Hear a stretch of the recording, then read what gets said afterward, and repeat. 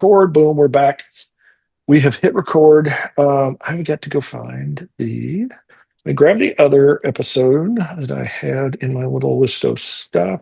Skill sets for success, evolving from coder to developer. Oh, this is good because we were just talking about coder to developer. Let's see. We are this episode. We are 8 episodes away from 900. So that's not bad. That's a lot of stinking episodes. I remember when it was like, wow, I made it to 100. Wow, I made it to 200. We did an interview. I did an interview with a guy. I can't think of the name of it's the podcast for podcasters or something like that. It's his thing. He said, yeah, he's like, once you've gone beyond like 200 or 300 podcasts, you should be like, you're just cranking through them and you should be awesome. And I'm like, I've done like 650 at this point, and I'm still, playing around with this a little bit. And he was like, oh my gosh. He's like, I only saw through. I was like, yeah, because Apple only, by default only has 300. You have to do something special to show all the extras, and it doesn't like huge amount of episodes for some reason. But oh well. Okay, so skill sets for sets. Let's see, did it give me answers? It did. Okay. So I have and have it pick the top 3 bullets. Since we don't seem to go through all of them, maybe we can refine. Well, that's what I do. I'll just go the top. I'll do the top 3 because it goes in order. I mean, it's coder versus developer. I'll give you the bullet names. We'll do a little free bonus on material here. Coder versus developer. What's the difference? Core technical skills developers must sharpen. Soft skills that elevate your career. Thinking in terms of product, not just code quality, ownership, and maintenance. Becoming a lifelong learner, mentorship, and leadership. So the 3 that we'll probably hit, and if we go in order, it'd be coder versus developer. What's the difference? Core technical skills developers must sharpen, and soft skills that elevate your career. I think those are awesome, although funny enough, like several of these I think are almost exactly titles in our book as we get further into it, because we do talk quite a bit about mentorship and leadership and lifelong learner in particular. Parting thoughts before I do the infamous countdown. Now, I kind of like the ownership one though. So if we don't get to that one, I'll hit that one up as a bonus at the end. Oh, code quality, ownership, and maintenance. Yeah. Yeah, we may be able to get to that. So we'll see how we go. Let's see how fast we can crank through this episode. Well, hello and welcome back. We are continuing our season where we are talking about building better developers, because we are the Building Better Developers podcast, also known as Developinor. It was actually vice versa. But two seasons ago, we specifically did a season that we just hit topics that are, how do you become a better developer? It was literally the Building Better Developer. It was like a meta, Ulta, something like that kind of season. This time we're doing the same thing. So we're going to go with AI. So we're going to take those topics, we shove those into ChatGPT, we see what it gives us back, and then that gives us our talking points for this episode, which has turned out to be pretty fun, because sometimes it's been very similar to what we talked about the first time around. Sometimes it has given us some very different stuff. I am here to give you the same old introduction, I guess. My name is Rob Broadhead. I happen to be one of the founders of Developinor, Building Better Developers, also the founder of RB Consulting, where we help you deal with technology. Technology is expensive. It is painful. It is impersonal. It hates all of us. Trust me, we've spent a lot of time in it. We feel that hate that it has, but we've done it enough. We know how to tame it. More importantly, we know how to sit down, listen to you, understand your business, and then figure out the ways to take that technology that we've tamed and make it work for you. We help you figure out your path today, but also based on your business and where you want to grow and what your vision is, where does it need to be 6 months from now or a year from now? Because you don't want to be 6 months down the road and then have to do this all over again, because it is expensive. You can, but it's expensive to change gears and pivot a lot with technology. We use simplification, integration, automation, innovation as ways to build a solution that is a specific recipe for you for success for your business. Good things, bad things. But I'm sort of carrying on. So I am in a situation right now where I am in a place that is waiting on furniture to arrive, which is usually not a good thing, because you're sitting there without furniture And all you've got is like, snack foods and fast food and ordering and stuff like that. And I don't know I'm not sure that's that bad, but it's bad enough that it's a little bit uncomfortable. So I'm doing like a standing podcast this time. The good news is I am burning off calories like you wouldn't believe, because usually I'm sitting in my chair, I'm maybe rocking back and forth a little bit. Now, granted, this one you may see that I'm like moving a little bit more. So if you're on the camera side of it, you're seeing that I'm not as centered maybe as I typically am. But that would be the bad thing. That's not really that bad. So in the world of really bad stuff, I am swimming right through life, just backstroking in the lazy river of life. But I'm about to hit a big old nasty ugly tree trunk, and his name is Michael, and he's going to introduce himself. Hey everyone, my name is Michael Meloche. I'm one of the co-founders of Developer Nerd, Building Better Developers. I'm also the owner of Envision QA, where we help startups and growing companies build better software, faster and with fewer problems. Our services cover software development, quality assurance, test automation, and release support. Companies come to us when they want to avoid delays, reduce bugs, and launch with confidence. Whether you're building your first MVP or scaling a live product, we make sure that your software is reliable, efficient, and ready for growth. You can learn more at envisionqa.com. Good things, bad things. I'll start with the good thing. My wife was able to get a hold of a Nintendo Switch 2. Bad thing. I will not get said Nintendo Switch 2 until my birthday or Christmas of this year. And for those of you that don't know, that's at least 3 to 6 months from now. So I know it will be in the house. I just will not be allowed to touch it. And there's nothing wrong with that, because sometimes we need to stay away from our games because we have work to do. And particularly a Switch 2 or something like that, because it seems like whenever you get a new device, the first thing you have to do is get all of the stuff for the device. Actually, my wife, we just recently did the same. And the first thing was like, well, you got to do this, and you got to do this, you got to go get that, and go get that thing. It's like, I just want the stinking console. Let's just start with that. Let me just get something I can use. And then I will add all of the flowers and all of the pretty. And yes, it feels like, it's like, oh, manly, not really manly, but, geekly. It's like, hey, I've got a console, but the first thing that you see on all these consoles are like little flowers hanging off of it, or little dangleys and all this. They accessorize. Let's face it, we accessorize our consoles just like women accessorize their purses and all that kind of other stuff. So we need to not complain as much as we do, but we're going to anyways. More importantly, we're going to dive into this episode. We're going to talk about skill sets for success evolving from coder to developer. This is what our original topic was. And ChatGPT is being all nice and personable again. I think because somebody said it was going to delete it, and then it had to lie about it and said it was deleted, but it wasn't, and hid in another room, stuff like that. It's its own fun little thing. Go look up that story, the AI that didn't want to die, basically. So yeah, Terminator is right around the corner. Anyways, it's being nice again. So it's like, great. That's a perfect theme for helping early career engineers grow into thoughtful, well-rounded professionals. It speaks to the journey from just writing code to owning the solution and understanding the broader tech landscape. Which I say that with a little bit of tongue in cheek, and yet it is actually very close to some of the things that we say on a regular basis. So let's start right into these. Coder versus developer. What's the difference? It gives us 3 bullet points. A coder writes what's asked. A developer understands why it's needed. Coders focus on syntax. Developers focus on systems, impact, and trade-offs. The mindset shift. How does this fit into the bigger picture? This is really the epitome of why I suggest and often bring up learning new technology, new skills, expanding based on an application. It goes back to the scratch your own itch.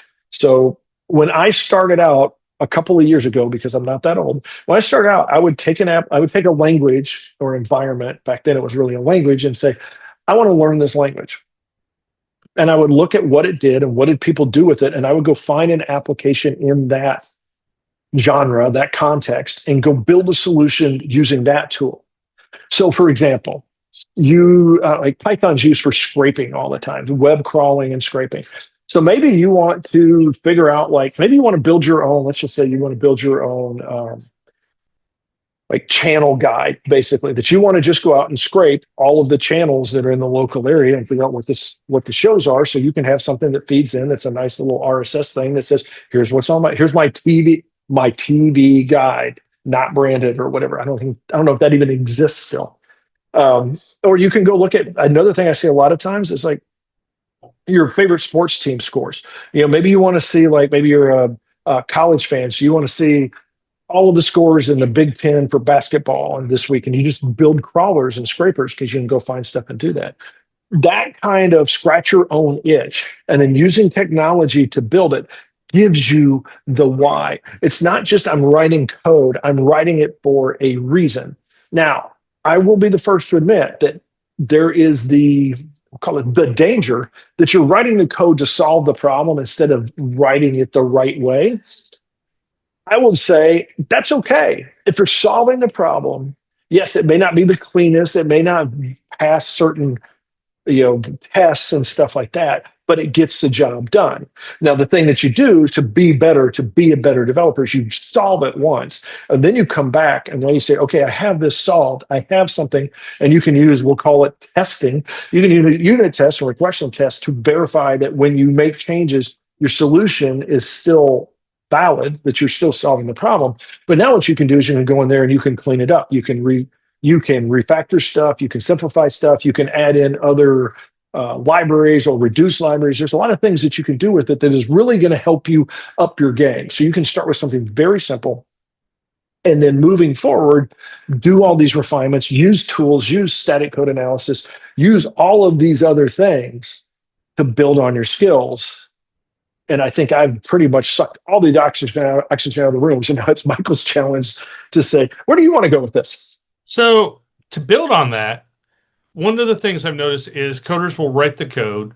They just work within their environments. They compile it. They get working within the project. They compile it to their code repository, done. Developers, like you said, get the job done first and then go back and refine it, take the unit tests and rework the code, refactor the code.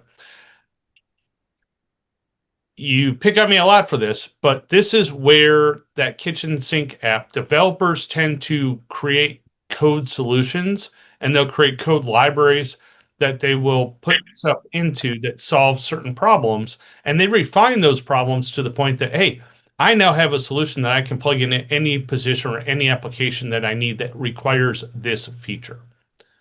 Coders typically work the code, move on, and they will essentially rebuild the same process multiple times, not essentially the same way twice.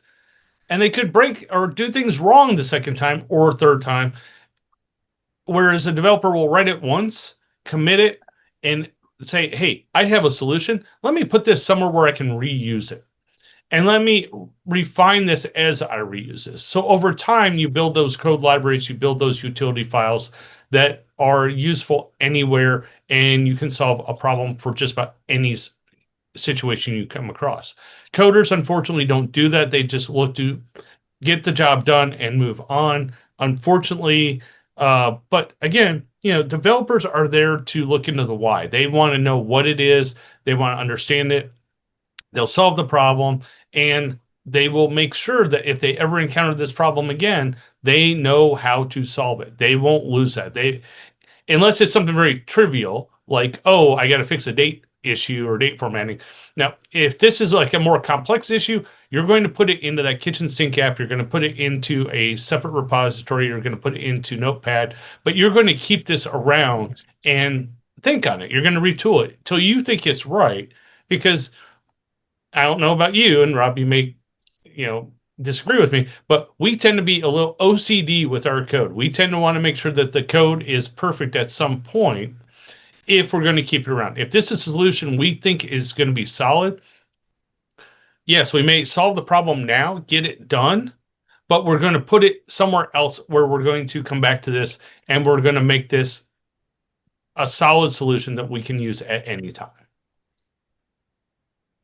Okay, that's a rabbit trail I do want to touch on real quick before I'm going to jump into the next one, which is core technical skills developers must sharpen, because this actually does dovetail into it. So first off, You said that there, if it's a small problem, there is no small problem. I have solved date formatting issues 1,000 times. So once you solve one, put it somewhere, even if it's 6 lines of code, do it. And even if you're going to be in a different language, you will find that it is useful to use it over and over again, even though, yeah, it's going to be a little different. Date formats in Java versus SQL versus Python versus C Sharp and all that stuff, they're different, but they're not enough that they aren't the same kinds of issues that you're going to worry about day in and day out. And yes, eventually people build libraries to fix that stuff, but it doesn't hurt to have your code for that specific item. True, but You wanted to say something. yeah, but a lot of those particular ones, especially like the date format, they have been solved so many times for so many languages. A quick Stack Overflow search or a Google search, you should find something that is pretty solid and not have to go down the rabbit hole. That's true, dude. That's why I'm like, I have one that like works, and I'm like, boom, that's it. I'm just going to use that again. That way, I don't have to go back. I don't have to worry about Stack Overflow being wrong or they forgot to, because dates in particular, I learned all these where it's like, oh, you forgot about leap years, or you forgot about, all like what happens if the last day of the year is also a holiday and also on a weekend and all this other stuff, that there's all these little special cases. Yes, there are going to be libraries to solve it, but it's better to just solve it once and be done with it. But this also goes to the other thing Michael said, is that refine, like, make your solution every time you use it, double check it, clean it up, do whatever you need, brush it off, polish it, all that kind of stuff, so that you have pristine, awesome code that when somebody says, let me see some example code, you can be like, oh, here's a couple of things I've got. You can throw it together, you can put it out there, and you go, here is stuff that I actually spent some time on and did it so it would be pretty. I didn't just like throw the baseball cap on so I could make it to class kind of code. Oh, it looked like you had one more thing. So good. I'm going to dive right into this one before you can breathe. Core technical skills developers must sharpen. Beyond language syntax, data structures, architectures, design patterns. Reading code is just as critical as writing it. Understanding version control, testing, debugging, performance profiling. I am going to I so wanted to do the first one. Data structures, architecture, design patterns, these things that are the foundations of solving the problems. If you understand those, doesn't matter where you go, you're going to be able to find a way to make the language do what you need it to do. You just need to figure out the syntax and you're off and running, because the harder thing you're going to understand. You've got to understand data structures of the most basic sorts. Yes, they're going to vary a little bit from place to place and collections and things like that. But you have to understand the things like just basic set theory, and you have to understand logical analysis and math logic and stuff like that. I can't even think of the name. Right? Logical expressions. Actually, the other one that I found like it keeps is regex is learning expressions for searching and things like that. It's not always going to be regular expressions, but something along those lines, so that you do understand, how do I essentially do global searches and things like that, and how do I refine that global search down? How do I do a star version of in DOS or something like that versus a dot and things like that. But testing, debugging, performance profiling. While version control testing and performance profiling, I think those are what make you a great developer. Those kinds of things, having those things in mind. I will say that if you want to up your game, you need to know how to debug. You need to be good at debugging. You need to be good at debugging in whatever environment you are in. I have found that is the most valuable thing. When I walk into a new environment, I am going to be slower and not as good until I can build out a really good debugging environment. If I'm stuck with doing the equivalent of print statements and having to read that stuff, it's really slow, it's really ponderous, and it really doesn't help you understand the language. If you can actually do a debugger that can get in there, you can look at memory, you can look at what variables are signed and things like that, then you're going to be able to really master that, and you'll be far more productive. All right, I'm going to toss that one to you now, because there's a lot in this bullet point alone. Yeah, so what was the top bullet point on this one? Because you've kind of gone through quite a few of them. I'm trying to remember. I did fly right through it. So it's beyond language syntax, data structures, architecture, design patterns.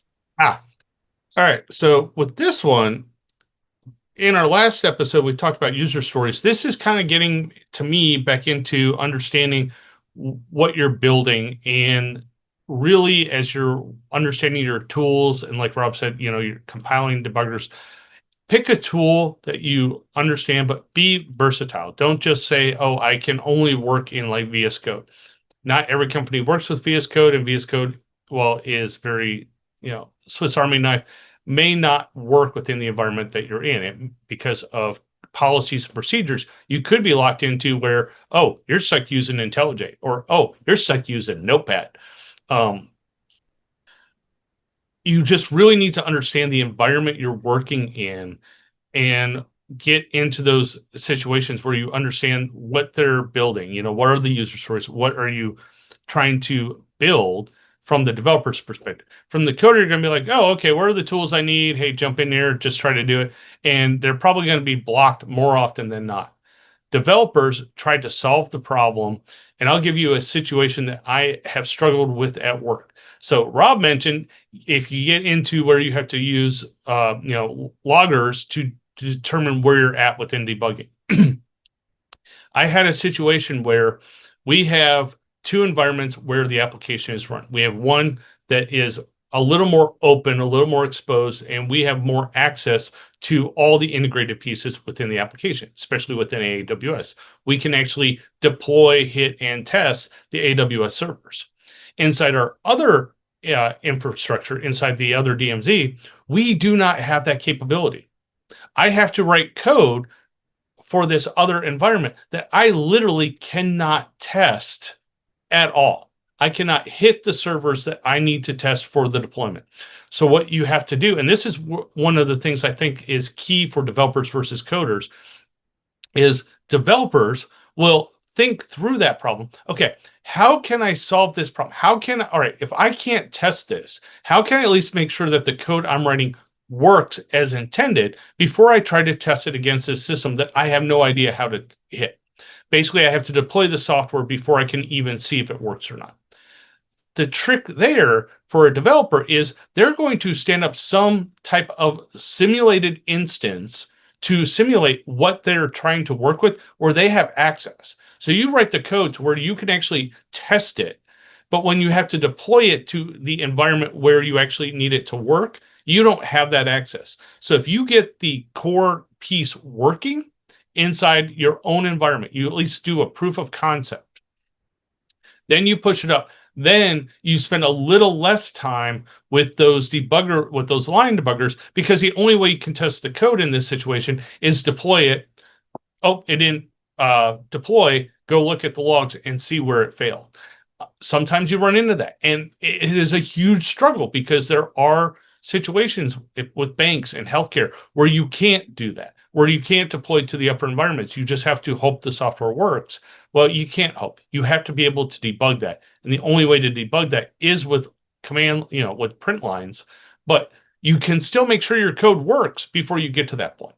Because then hey, the code works. So am I butting into a security issue? Am I butting into an access issue? Am I butting into a credentials issue? So it at least narrows your focus as to where the problem is. And I will say one word to that: Docker.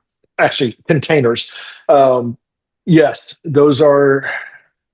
It is very frustrating when you get in that kind of information, into that kind of situation. We have a customer that we are dealing with that we've dealt with for a while, and I've got a developer that, as they say, bless his heart, bless his soul, or whatever else, because he does the hard stuff, because you can't do this stuff locally. You have to push it up. You have to read through the log files. The log files it's not a bad reader, but it can be very difficult moving forward. And it's just slow and it's ponderous. But that goes back to the better you can find some sort of debug tool, the faster you're going to work. Moving along, though, because we are running towards the end of this one, we'll keep this story short. Soft skills that elevate your career: communication, explaining tech to non-tech stakeholders; time estimation and project planning; collaboration, and being low friction on a team. Communication. I have preached this for however long we've been doing this. Basically, I've given so many examples of where it is very helpful for us to over communicate things. Now, we have talked. This is a funny little thing, because I've thought about this many times, because we've talked a lot about how Michael is very different from me, that I'm a higher level summary, precise, concise, and move on kind of person where Michael's going to write you like 18 bullet points. And so you may think that because I am not going to give you all of those details that I'm anti-communication, or I'm not a communicator like Michael is. What I look for in my communication is to make sure that I cut through whatever I can and keep it very simple, very readable. I am very much attuned to the TLDR, too long, didn't read mindset. And particularly when you deal with executives and business owners and things like that, they've got better things to do than read about all of your technical, jargon, basically. So cut it down, just like you do with requirements when you're talking about user stories. It's like, get it down to not worrying about the implementation as much as like, this is what we're doing, this is where we're at, this is how far we are along, things like that. Or if you're trying to work your way through a user story, the ways you become a better developer is get away from the technical side of it. And so it gets back to, as we've talked about with these kinds of things, where it's like, hey, what are you trying to do? Who's trying to do it? What is this user expecting? Things like that.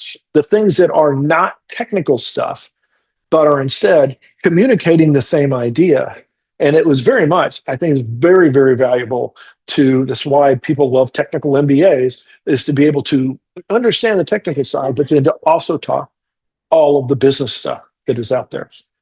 Your thoughts in 60 seconds or less. So I'm going to touch on the time estimate because you didn't touch on that at all. So soft skills, time estimating, especially if you're a junior developer, you're going to not really know how long a problem is going to take. It takes basically doing a problem a few times to really understand how long it's going to take. So even at your starting point, I would say for the first few times you do the same problem, tack on 20% to what you think it will take you to do. And the next time you do it, tack on 20% again and do it a few more times till you actually get to the point where you're actually coming in under your time estimate. Don't adjust. Keep it when you get to that point where you're coming in under, you're probably in your safety zone. If you adjust to where you are completing it, you're going to run into those situations where, I ran into a problem, and you're going to blow that estimate. So once you get to a comfortable buffer, keep with that and use that for those types of problems. It almost seems cliche, but I would say that estimation is one of the most underestimated skills that is out there.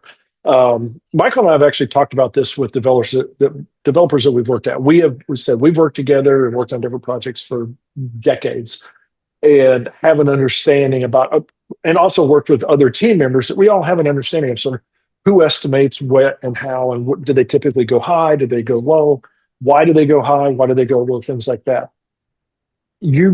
That comes with experience. So it may feel like it doesn't really matter because I estimate, I'm a junior developer and I estimate it's going to take 2 weeks and it takes me 3 weeks and nobody seems to really care. Well, yeah, maybe. Maybe you have a boss that's just like, okay, cool, we're going to roll with it. We're going to get it done. But that's not the point. The point is not that people kick you in the ass every time that you miss your deadline. It is more that you understand what your ability is, how productive you are. It is like everything else. If it doesn't get measured, it doesn't get improved. So you need that metric. You need that estimate. You need to be pushing yourself, even with your own little side projects. That's why I learned how to use Microsoft Project on my own stuff. I would sit down and I would blow through, like, here's all my requirements, here's all my estimates and all that kind of stuff. And I usually did not hit my estimates because it was a side project. And I was like, I was expecting I was going to get 10 hours a week and I'd get 2 hours a week, stuff like that. But what I did is I learned what really went into these things. And as I got further along, it was really invaluable when I went out and did side hustle and projects and eventually as a consulting, because it allowed me I understand that, like, if I've got this much time that I'm working on something, there's probably only this I'm actually working on it. There's this fluff, there's this other crud, there's all this stuff that sucks up your time because we don't do, like, this goes back to, if you do a Pomodoro and you work in 8-hour days, I guarantee you will not get 16 Pomodoros done. That's, if you do the 25-5, there is no way you're going to get 16 of those done in a day. If you get 12 done in a day, you are kicking all kinds of butt. And that's not just because it's not because you're lazy. It's not because you're not focused or anything like that, because other stuff comes up. Now, yes, we want to shrink that stuff, all of that other crud that is not as productive, but it's not necessarily unproductive either. There's some of that stuff that is very valuable. There's things like status that's in there. There's communication with our team members. There is research. There's a lot of things that go into our day that is not writing code, no matter whether we're a coder, developer, or whatever. Actually, as we become more of a developer, probably less of our time is actually spent writing code and more of our time is spent design and things like that. But within all of that, one of the most important things for you to do every day, practically, actually, if you just do it once a week, once a month, I'm cool with that. Shoot us an email at info@developernoor.com because we would love to hear from you. What works for you? What doesn't? With the tools, we've talked about those several times. What are some tools out there in particular? Are there some tools that are like not the standards, like, not your Jiras and your Trellos and your Asanas and, not something that's, JetBrains or Eclipse based? Is there something that you're using that's like, this really works well for me that you would love to, evangelize or something? Because we would love to hear about, we'd love to research it. We'd love to add it to our list of things that we know about. We wouldn't mind having you come on and talk about it even. That means even if you wrote the thinking stuff and you're just trying to sell a product, if it's a halfway decent product, then we're happy to entertain that as well, because we just like this. We're always looking for new stuff out there. We're old and curmudgery and all that kind of stuff, or whatever that word is I'm trying to say, but we have our things and they work, but there's also new stuff out there, and we know the value of sometimes upgrading your tool chest. That being said, go out there and upgrade your tool chest. Go take a little time, do a little research, see what's out there. Use ChatGPT or one of those things and see if it can help you do something better, even if it is like write a love note to your loved one or something like that. Try not to like include the AI stuff that says, would you like me to put this in an Excel format or send this in an email format? Because I did see that the other day, and it was really embarrassing to see somebody was looking for people. It was an RFP basically, and the last part of it was they had literally pasted in where AI had said, would you like me to do this in a certain format? And I was like, wow, I was pretty sure, and now you made me guarantee that was AI. So maybe you should clean your crap up. That being said, go out there and have yourself a great day, great week, and we will talk to you next time. Bonus stuff. So I'm going to fly back through the bonuses, because I think you already had your one, but thinking in terms of product, not just code. Understanding the why behind features. Developers should think about usability, edge cases, user pain points. How developers add more valuable when they understand the business goals. Code quality, ownership, and maintenance. Writing for future developers, including yourself. We use that all the time. Refactoring code reviews, documentation as habits. Taking responsibility, bugs, downtime, and fixes. Becoming a lifelong learner. Tech changes fast, languages, tools, platforms evolve. Setting learning goals, side projects, reading, podcasts, communities. Yeah, that's us. Not everything needs to be cutting edge. Focus on fundamentals too. Mentorship and leadership. Helping others is part of leveling up. How mentoring juniors builds leadership and clarity. Becoming a multiplier, not just solving problems, but enabling others. I'm going to jump into this one again. I'm going to take this first and then pass it to you. I do want to talk about, because I don't know we touched on this in a while, is the mentorship and leadership, presenting. The idea of sitting there and simply presenting when you build this application, when you solve this problem, is going back and sharing this with other developers, whether it's through a blog, whether it's a podcast, whether it's a lunch and learn, whether it's just sitting at a team meeting, whether it's just like extending your stand up for 5 minutes and saying, hey, I solved this problem and I found this thing. I have done that with my team for a while now. Initially, we did it. We would have like once a week, we just talk a little bit about stuff. It would be basically like you saw in our mentor stuff, where we would have a presentation and we'd have a little bit of like, hey, did you learn anything new this week? And we did that for a little bit. And then we actually got into a project where it worked out really well to have, we paused for a while, but then we ended up doing something where we had weekly design meetings where we were focused on this customer.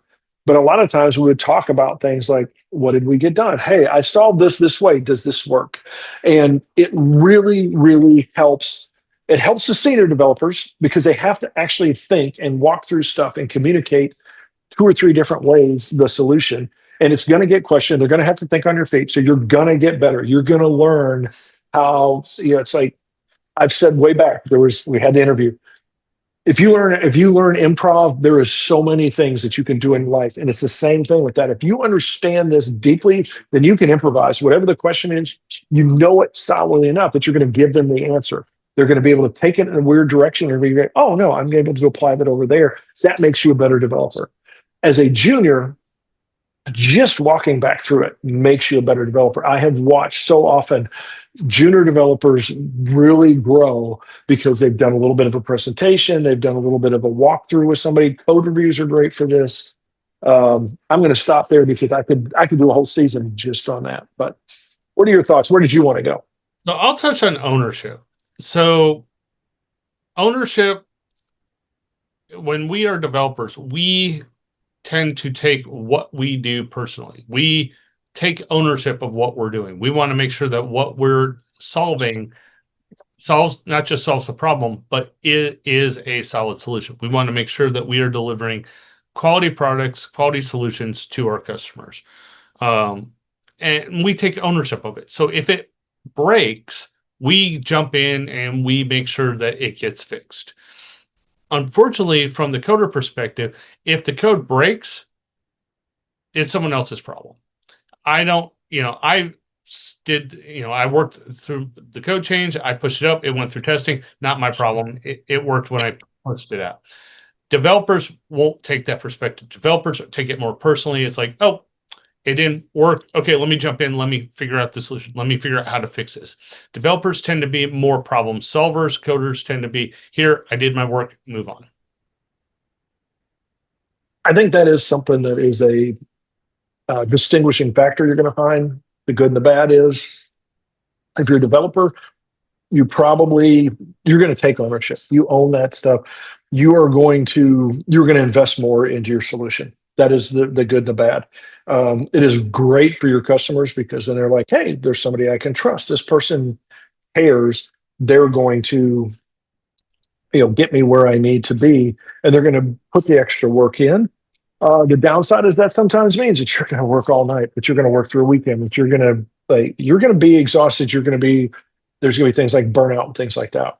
If you never ever experience burnout, you're a coder. If you experience burnout, if it's always, maybe not always, but pretty regularly on your mind, you're probably a developer or a business owner, because yes, small business owners in particular, you live that same job. So don't let us act like that's not something you're going through. That was a great series of questions. We're not done yet. We are a handful of episodes away from 900. I found out, as Michael was saying. I can't remember if that was recorded or not, but I will bring that back out. We'll return next time around, and we're going to continue carrying on here. We've got a few more episodes for this season, and this has just been great. Who knows where we're going to go from here, because this has actually been a nice little rabbit hole, essentially, we've gone down. It's made it a lot easier for us, and it's obviously, I think you guys have seen, it's been some great conversation. If you don't like it, shoot us an email at info@developerpreneur.com. We would love to hear where you would like us to go elsewise, or if you want us to take something else, some past, because we've got over 20 other seasons. We can pick any one of those, and we can grab one and start doing it with AI. The interview season will be a little tougher to do with AI, but hey, we could figure it out. I don't know how many of those people we could get back on, but that in itself would be sort of a fun and a very challenging season to do. So please don't ask that, because Michael doesn't want to do that kind of work. All right, we're going to wrap this one up because I got to go eat and stuff like that. We've got to go enjoy our day and not burn out so much. So go out there, have yourself a good one. Thank you so much. We appreciate you. Appreciate your time coming to listen to us and put up with all of our crap. We will be back and try to bring you even more content in the future. Have a good one, everybody.